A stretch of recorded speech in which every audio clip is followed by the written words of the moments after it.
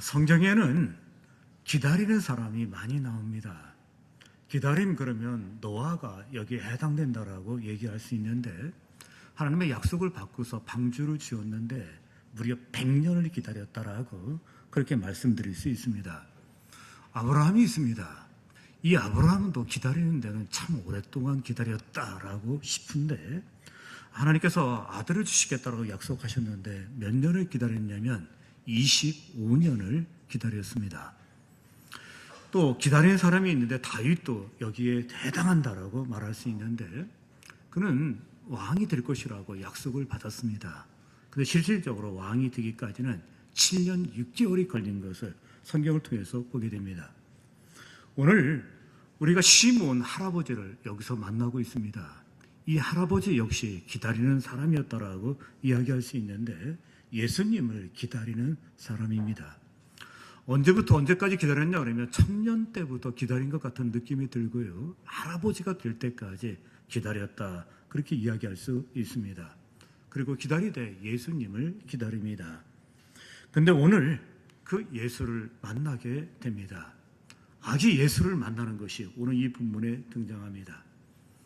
오늘 그렇게 기다렸다는 아기 예수를 만나게 되는데, 그렇다면 시므온 할아버지가 만난 아기 예수, 그는 누구인가요? 첫 번째, 눈으로 볼 수 있는 아기입니다.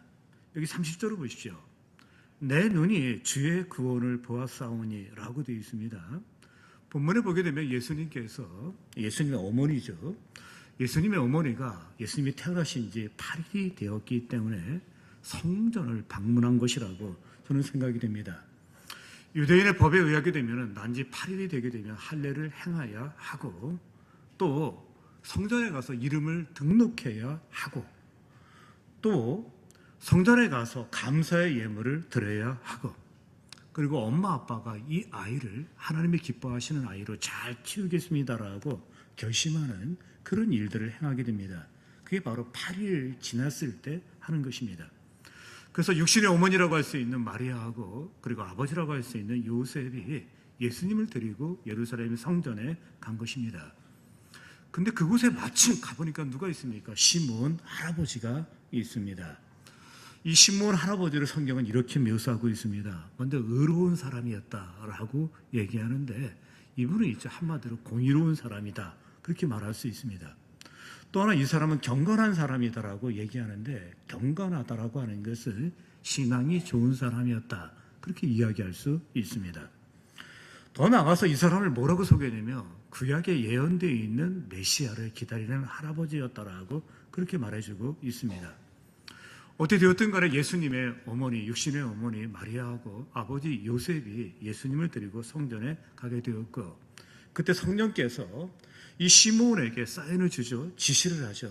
이제 예수님이 오시게 된다라고 이야기하면서 만날 수 있다라고 얘기한 것입니다. 그래서 이 시므온이 성전에 갔습니다. 갔더니 아이들이 왔다 갔다 합니다. 왜냐하면 성전은 늘 아이들이 있었습니다. 어른도 왔다 갔다 합니다. 왜요? 어른들도 이 성전에 모여 있었기 때문입니다.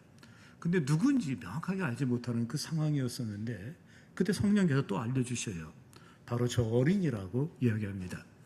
그때 이 어린이를 안는 그 순간에 착 알아봤습니다. 이 안게 된 아이가 예수님이라는 것입니다. 그렇습니다. 그곳에 수없이 많은 아기가 있었습니다. 또 어른들도 왔다 갔다 하고 수많은 사람들이 모여들었다라고 이야기할 수 있습니다. 그런데 이 시므온 할아버지는 예수님을 만나는 그 즉시 딱 알아봤다는 것입니다. 물론 그가 경건한 사람이었기 때문이라고 얘기할 수 있습니다. 믿음이 좋은 사람이었기 때문이라고 얘기할 수 있습니다. 그리고 의로운 사람이고 예수님을 기다리는 사람이었기 때문이다라고 얘기할 수 있는데, 제일 중요한 것은 성령께서 알려주신 것입니다. 우리는 그의 입을 통해서 아기 예수가 누구인지를 알 수 있습니다. 아기 예수, 이 아기는 눈으로 볼 수 있는 아기입니다. 내 눈이 주의 구원을 보았사오니, 맞습니다. 우리 눈으로 볼 수 있는 아기입니다. 그러다 보니까 이 동방 박사들이 눈으로 볼 수 있기 때문에 예수님을 쉽게 찾았어요. 고생했다는 느낌이 안 들 정도로 찾았다라고 그렇게 이야기할 수 있습니다. 여러분, 이 당시에는 주소가 없어요. 이 중동에. 그러면 어떻게 편지를 전달하느냐라고 하면 1980년대까지만 하더라도요. 마을 입구에 우체부가 핫산하고 외친대요. 그럼 핫산이 다 모인대요. 그리고 편지 보는 사람이 누구라고 얘기하면은 그때 관계 있는 사람은 받아가고 아닌 사람은 가는데 이 착오가 없었다라고 얘기합니다. 그뿐만 아니라 이 당시에는 이정표가 없어요. 우리는 고양시청 찾아갈 수 있습니다. 왜냐하면 이정표가 있어요. 서울시청도 찾아갈 수 있습니다. 이정표가 있기 때문에 찾아갈 수 있는데 이 당시에는 이정표가 없다는 것. 뿐만 아니라 있죠. 빛이 없어요. 쉽게 얘기해서 있죠. 이 등불 같은 빛이 없다라고, 가로등이 없다라고 얘기할 수 있는데 별이 잘 보이고 달이 잘 보이는 이유는 간단합니다. 그 당시에 베들레헴에 빛이 없어요. 어둠이 깔리게 되면 있죠. 깜깜하다라고 그렇게 얘기할 수 있습니다. 그럼에도 불구하고 이들이 있죠. 인도를 받는 가운데 우리 예수님을 만나게 되고 확실하게 체험하게 되는데, 보게 되는데 눈으로 볼 수 있는 악이었기 때문입니다. 우리 예수님은 눈으로 볼 수 있는 악이입니다. 그렇다고 모든 사람이 보는 것은 아닙니다. 이 당시에 헤로드 왕이 있습니다. 서기관이 있고 바리새인도 있습니다. 먼저 이 헤로드 왕은 있죠. 왕입니다. 정보회를 다 하고 있어요. 우리나라에 어떤 특별한 일이 있고 이상한 일이 있고 무슨 소문이 나는 것을 빨리빨리 캐치할 수 있는데 그 이유는 이에게는 정보력이 있습니다. 헤로드 왕에게. 그리고 옆에 또 누가 있습니까? 우리가 잘 알고 있는 제사장이 있고 서기관이 있습니다. 근데 이들은 예수를 알면도 불구하고 보지를 못합니다. 동방박사를 통해서 예수님이 오신 것을 알게 됩니다. 그때 헤로드 왕이 분명히 이야기를 그리스도가 어디에서 나느냐 이렇게 되어 있어요. 이상한 사람이 어디에서 났느냐, 이상한 알 수 없는 아기가 어디서 태어났느냐라고 묻지 않냐고 그리스도라고 되어 있습니다. 이 얘기를 듣고서 있죠. 서기관이 있죠. 내가 성경을 통해서 알아보겠습니다라고 얘기한 게 아니라 그 즉시 대답을 합니다. 베들레헴에서 이 메시아 예수님이 태어났습니다라고 그렇게 이야기하는 겁니다. 분명히 이들은 있죠. 예수님을 알고 있습니다. 그리고 만날 수 있는 기회도 있습니다. 그럼에도 불구하고 이들은 예수를 만나지 못합니다. 보이는 것도 보지 못하는 사람들입니다. 사랑하는 성도 여러분, 제가 오늘 이 자리에 오신 사랑하는 성도들에게 바라는 것이 있다면 아기 예수 있는 모습 그대로 볼 수 있기를 주의 이름으로 기원합니다. 뿐만 아니라 보이지 않는 것도 볼 수 있기를 주의 이름으로 기원합니다. 믿음의 사람은 아기 예수를 본 것으로 끝맺지 않습니다. 아기 예수 뒤에 숨어 있는 그 신성을 본다라고 그렇게 얘기하는데 보이지 않는 것을 보는 사람이 믿음의 사람입니다. 그리고 우리는 그것을 봐야 된다라고 그렇게 말할 수 있습니다. 그렇습니다. 보이는 것만 보면서는 안 되고 보이지 않는 것도 봐야 됩니다. 그래야만이 오해가 없습니다. 30년 전에 우리 대한민국에 여왕이 왔어요. 그분은 엘리자베스 영국 여왕이라고 하는 분입니다. 이분이 한국을 방문하게 되었는데 그때 제 느낌은 뭐였냐면 여왕이 오셔가지고서 내가 옷을 얼마나 멋지게 입는지 알아? 옷만 보여준 것 같아요. 진짜 옷 잘 입으시고 멋있다라고 그런 느낌이 들었습니다. 그분은 영국 디자이너가 디자인한 거 만든 옷만 입는답니다. 행사 때 항상 두 벌의 옷을 갖고 다닌다 그래요. 혹시 더러워지거나 잘못될 것이 있으면 그 즉시 갈아입는데 옆에 가방 들고 있는 사람이 또 한 벌의 옷 똑같은 걸 갖고 있답니다. 심지어 누가 죽었을 때는 급히 또 문상을 해야 되잖아요. 상복도 갖고 다닌대요. 아무 화장실을 이용할 수가 없기 때문에 화장실을 이용하더라도 화장 변기를 들고 다닐 수는 없습니다. 그래서 변기 뚜껑 카바를 들고 다니는 사람이 옆에 있고 어떤 환경에서도 머리가 흐트러지면 안 되기 때문에 그 머리를 잡아주기 위해서 전속 미용사 두 분이 그를 따라다녔다. 그렇게 얘기를 했습니다. 그분이 3박 4일 한국에 계셨습니다. 저에게 보여진 것은 패션밖에 안 보입니다. 모자를 멋있게 쓰셨다는 거, 그리고 장갑을 끼웠다는 거, 뿐만 아니라 구두도 아주 멋있고, 심지어 특별히 만찬 행사가 있게 되었을 때 그땐 귀걸이도 하고 목걸이도 하고, 뿐만 아니라 팔찌, 브로치까지 완벽하게 세팅을 하게 되었는데 정말 멋있다라고 그렇게 얘기를 했습니다. 그리고 방송에서 이야기하기를 여왕이 한국에 방문함을 통하여서 여왕은 이 여왕의 패션에 흥분하게 만들었다, 한국 사람이 흥분하게 만들었다라고 얘기했는데 조금은 동감합니다. 저도 옷 잘 입는다 그런 생각을 했기 때문입니다. 근데 제가 놓친 게 있어요. 여왕이 한국에 와가지고 그 많은 돈을 들여가지고서 나 옷 잘 입는다 그거 보여주기 위해서 왔겠습니까? 만약 그것만 봤다 그러면 정말 잘못 본 것이라고 이야기할 수 있습니다.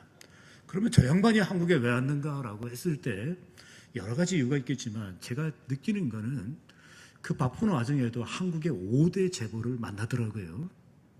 왜 5대 재벌을 만났을까라고 생각했을 때 아마 나름대로 이 목적이 있었지 않았을까 하는 생각을 하게 됩니다. 보지 못하면 오해해요. 옷 자랑하러 아주 여왕이 왔구나 그 생각만 한다는 것입니다. 아기 예수 보이는 대로 보십시오. 그러나 거기서 멈추지 마십시오. 보이는 아기 예수, 그분은 하나님이십니다.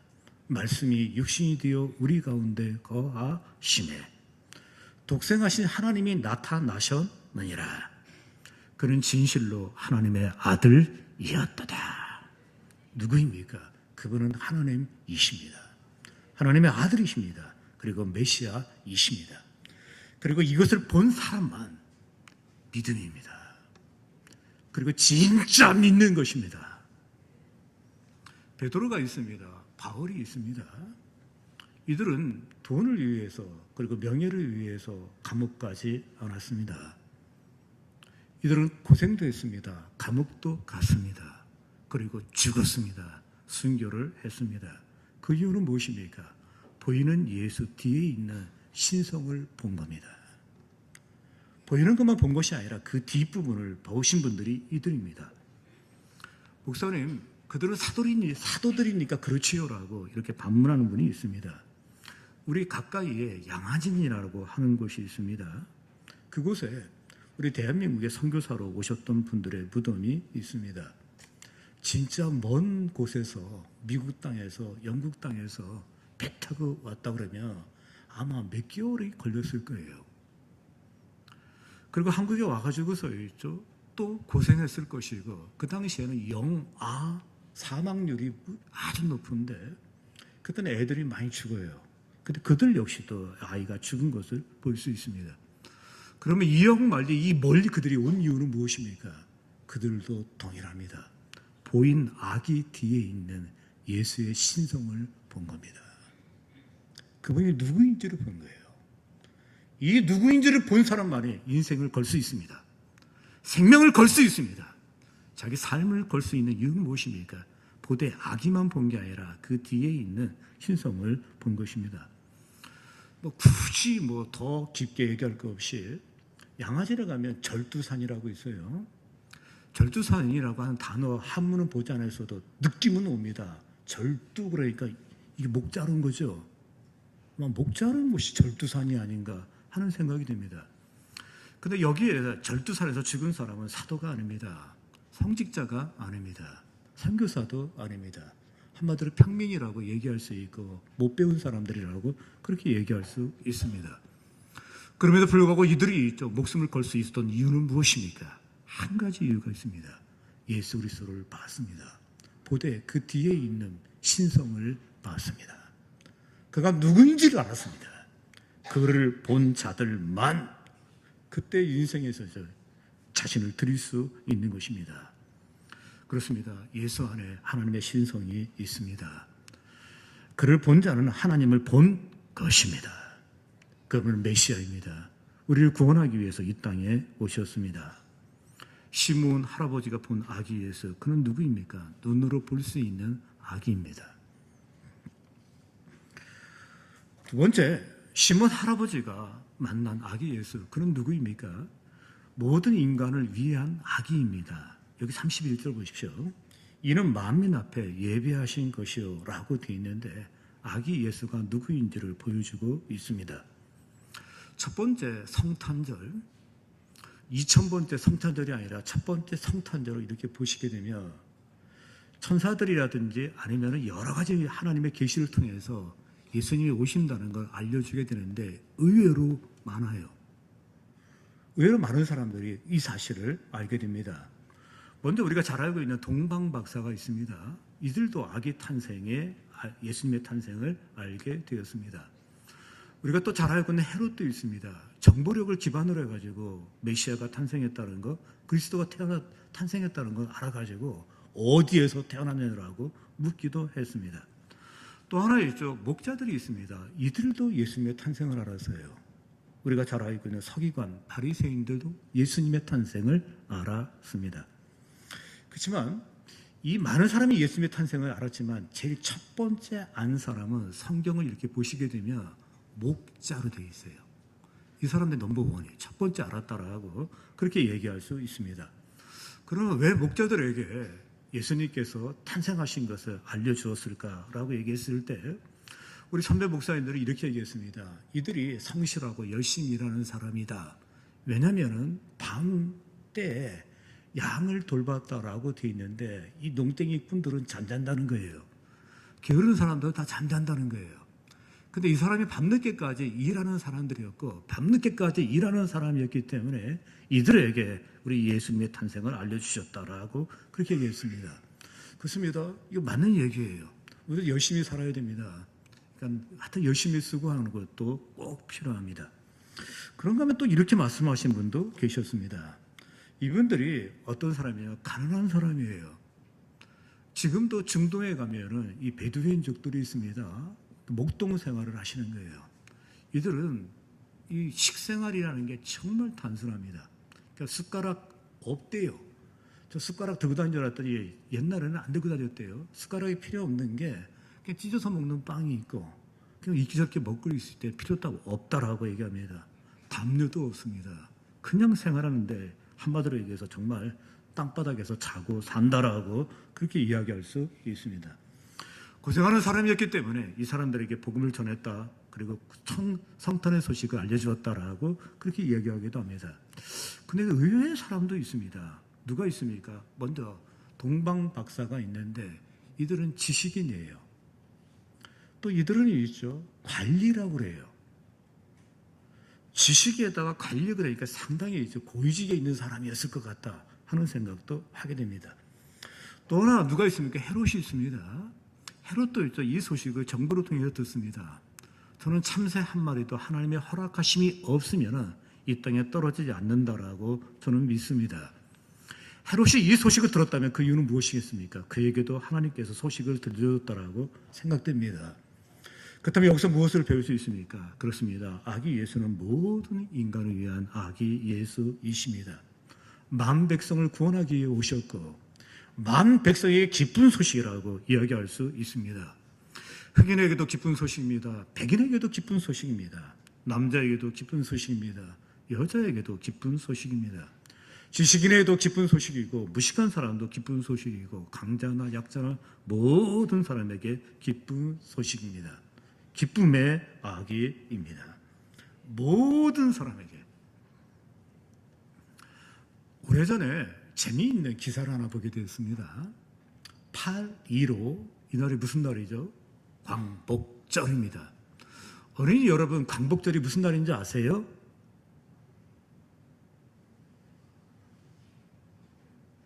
시시하다고 대답 안 하시죠. 영어를 물으니까 대답을 잘 하시다가 광복절, 그래서 나라가 해방된 날입니다 라고 그렇게 이야기를 합니다. 근데 8.15 광복절을 두고서 한국의 대학생, 미국의 대학생, 그 다음에 중국의 대학생, 여기 동북 산세라 대학생들에게 물어본 거예요. 그것도 어르신에게 물어보지 않냐고 또 어떤 관리한테 물어보지 하지를 않았어요. 편견이라든지 자기 신념이 들어갈 수 있으니까 그냥 대학생에게 물어본 거예요. 한국의 대학생한테 물었습니다. 이 8.15 광복이 무엇입니까? 라고 하니까 빛을 찾은 날입니다. 또 한마디 했습니다. 수치의 역사를 뒤로하고 대한민국이 이제 대한민국으로서 처음 시작한 날입니다. 근대화의 계기가 되었습니다 하면서 이 날은 대단한 날입니다. 이렇게 얘기를 한 거예요. 똑같은 8.15 이거를 일본 대학생에게 물어봤습니다. 일본 대학생이 대답을 합니다. 그날은 우리에게 치욕의 날입니다. 하늘같이 섬겼던 천황이 고개를 숙인 날이요 패전의 날입니다. 그러면서 얘기했습니다. 이 날은 뭐 중요하지 않습니다. 일본의 절기 가운데 8월 15일경에 무슨 절기가 있다고 그러네요.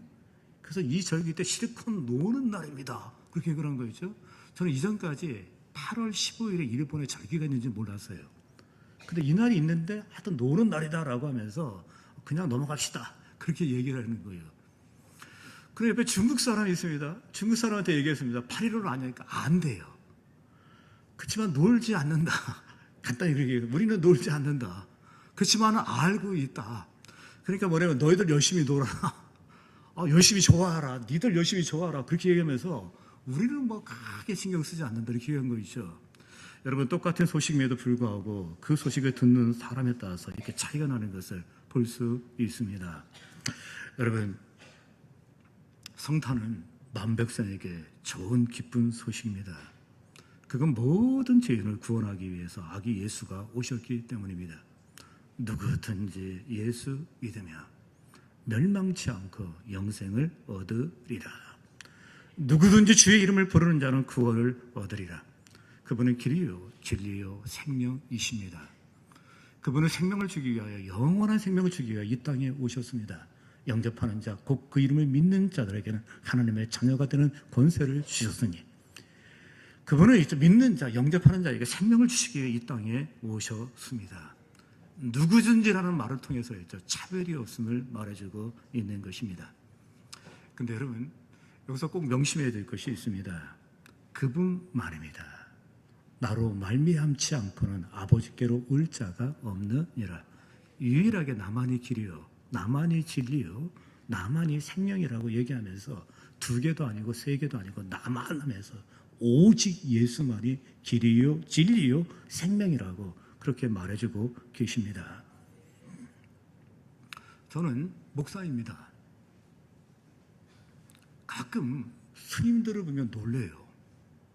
왜 놀라냐면 있죠. 엉터리 스님도 있지만 진짜 멋진 스님들 보면 있죠. 제가 따라갈 수 없는 어떤 수행이라든지 어떤 그 모습, 어떤 경건한 모습, 하여튼 그런 모습을 보여주는 걸 볼 때가 있습니다.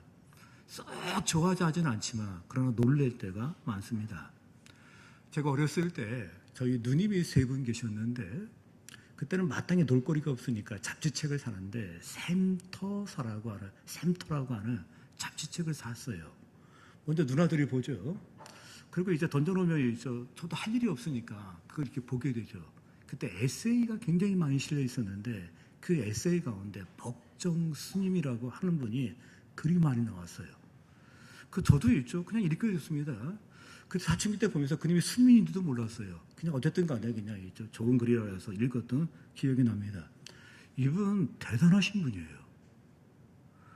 그분의 유언입니다. 장례식을 하지 마라. 수의도 짜지 마라. 평소 입던 무명 옷을 입혀라. 강원도 오두막의 대나무 평상 위에 내 몸을 눕혀 다비하라. 사리도 찾지 말라. 스님이 죽으면 사리 찾으려고 막 뒤지고 그러는데 왜 사리를 찾냐고. 그거 찾아가서 내가 훌륭한 사람이니까 얘기하고 싶은 거냐고. 하지 마라. 그 쓸데없는 짓 하지 마라. 사리 찾지. 저 얘기 듣고서 엄청 놀랐어요. 또 한마디 했습니다. 남은 재는 오두막들의 꽃밭에 뿌려라. 그러니까 자기 시신이 있죠. 식물에 거름이 되게 하라 라고 그렇게 얘기한 겁니다. 정말 대단하신 분입니다. 근데 이분은 저한테 큰 자괴감을 줬습니다. 죄의 문제 가지고 고민을 하고 괴로워합니다. 평생 해결되지 않아서 이걸 자꾸 밑으로 내려요. 가라앉게 하는데 애쓰다가 죽으신 분이 이분입니다. 또 한 분이 있습니다. 성철스님이라고 하는 분입니다. 이분은 방송국에서 인터뷰를 하고 싶어하는 거의 토배에 당하시는 분이에요. 인터뷰를 안 하셔요. 인터뷰를 하면 이건 중이 아니다라고 하신 분이 이분입니다. 계속 방송국의 기자가 쫓아다니는 겁니다. 쫓아다니다가 화장실에서 걸렸어요. 앞인가서 그쪽에서. 그 마이크를 들이대고 인터뷰를 하니까 그때 이렇게 얘기했습니다. 나도 거짓말하는 인간이요. 내 말을 들을 필요가 없습니다. 그렇게 얘기를 한 거예요. 저는 이죠. 뭐에 놀랐냐면은 제가 굉장히 좋아했던 한 교수님이 계신데 젊었을 때 한국교회를 위해서 정말 귀한 일을 많이 하신 분이에요. 이분도 연세가 많으십니다. 그런 음식에 대한 욕심도 없습니다. 지위에 대한 욕심도 없어요. 유일하게 욕심이 하나 있는데 방송에 나오는 걸 너무 좋아하셔요. 그것도 KBS, MBC, 그 다음에 조선일보 같은 굵직한 데 오시는 걸 너무 좋아해요. 음식에 대한 욕심도 없고 있죠. 돈에 대한 욕심도 없는데 방송에 대한 욕심만 있는 거예요. 방송에 나오면 있죠. 저 같은 평범한 목사가 그 방송을 들으면 너무 마음이 아파요. 그래요. 그 방송에 나와서 왜 이렇게 한국교회 욕을 하는가? 본인은 한국교회를 사랑한다고 얘기하는데 그게 한국교회 사랑하는 건지. 참 아쉬운 건 신기하리만큼 방송에 대한 그것만 안 되셔요. 인터뷰를 1시간 합니다. 방송에서는 15초도 안 되는 거 보여줘요. 자기들이 원하는 걸 보여준 것이죠. 왜 취재를 했는데 이분도 아셔요. 그는 성철 스님을 있죠. 7년 동안 앉아서 돌을 닦았다고 합니다. 옆으로 움직이지도 않았다라고 되어 있습니다. 그리고 7년 동안 그는 있죠. 철조망을 앞에 놓고서 꾹뻑 졸면 철조망에 찔리게 해서 수행하고 돌을 닦았다. 그렇게 얘기를 합니다. 그러나 많이 아쉽습니다. 우리 하나님께서 사랑하는 자에게 잠을 주시는데 잠이 오면 자야죠. 왜 그걸 안 잡니까? 하나님은 잠을 주시는 분이에요. 그게 수행에 잠이 방해가 됐으면 아마 안 주셨을 거예요. 그분이 있죠. 부인을 버렸습니다. 딸을 한 번도 안 만났어요. 하나님께서 그가 의롭게 되는 거에 방해가 되고 부인이 방해가 되고 애가 방해가 됐다면 가정을 주지 않았을 거예요. 왜 가정을 주셨겠습니까? 전혀 아닌 모습이었는데 너무 아쉬운 거예요. 너무 아쉬워요. 누구든지 예수 믿으면 멸망치 않고 영생을 얻게 하려 하심이니라. 시몬 할아버지가 만난 아기 예수, 모든 인간을 위한 아기 예수이십니다. 세 번째, 시몬 할아버지가 만난 아기 예수, 그는 누구입니까? 이스라엘의 영광인 아기입니다. 32절을 보십시오. 이방에 비치는 빛이요 주의 백성 이스라엘의 영광이다 하네.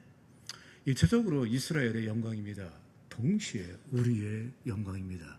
우리가 영적 이스라엘이기 때문입니다.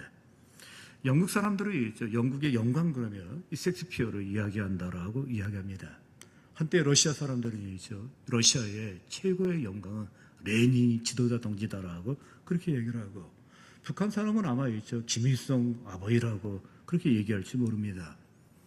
그러나 여러분, 그 모든 사람이 영광이 있다 할지라도 예수 그리스도와 비교할 수는 없습니다. 전에 누군가 이야기하기를 이스라엘은 예수님 때문에 살아간다, 그렇게 얘기를 한 거예요. 전에는 예수를 팔았는데 지금은 예수 팔아서 먹고 산다라고 그렇게 얘기를 한 겁니다. 전에 한 80, 90년대 이스라엘은 세 가지 가지고 먹고 살았습니다. 하나는 집단 농장에서 오렌지를 재배해요. 이거 팔아서 먹고 살았고, 두 번째는 이제 다이아몬드가 많이 나는 게 아니라 다이아몬드 가공을 잘해요. 그래서 그거 가지고 또 먹고 살고, 세 번째는 여행객이 오는 거예요. 이 순례객들이 계속 오는 것입니다. 그런데 갔다 오신 분들이 이구동성 한 마리 있다면 그들이 얘기합니다. 거기에는 명산이 없대요. 아주 멋있는 산. 두 번째, 아름다운 강이 없대요. 그리고 딱히 멋있는 편리한 시설이 없고, 제일 중요한 게 있습니다. 먹을 게 없대요. 그 나라는 진짜 먹을 게 없다라 해서 최고 맛있는 게 생선 튀겨서 주는데 하여튼 뭐야 맛없다라고 하면서 또 한마디 했습니다. 세계에서 제일 불친절하대요. 이렇게 불친절한 처음 봤다라고 했는데 진짜 있죠. 오히려 아랍 쪽이 더 친절하고요. 아주 교만한다더라. 뭐냐면 불친절하다. 근데 이게 웬일입니까? 세계에 있는 사람들 계속 오는 거 있죠. 밀려오는 거. 누가 한마디 했습니다. 예수 팔아먹은 민족이 예수 팔아 살고 있다. 그렇게 얘기를 했습니다.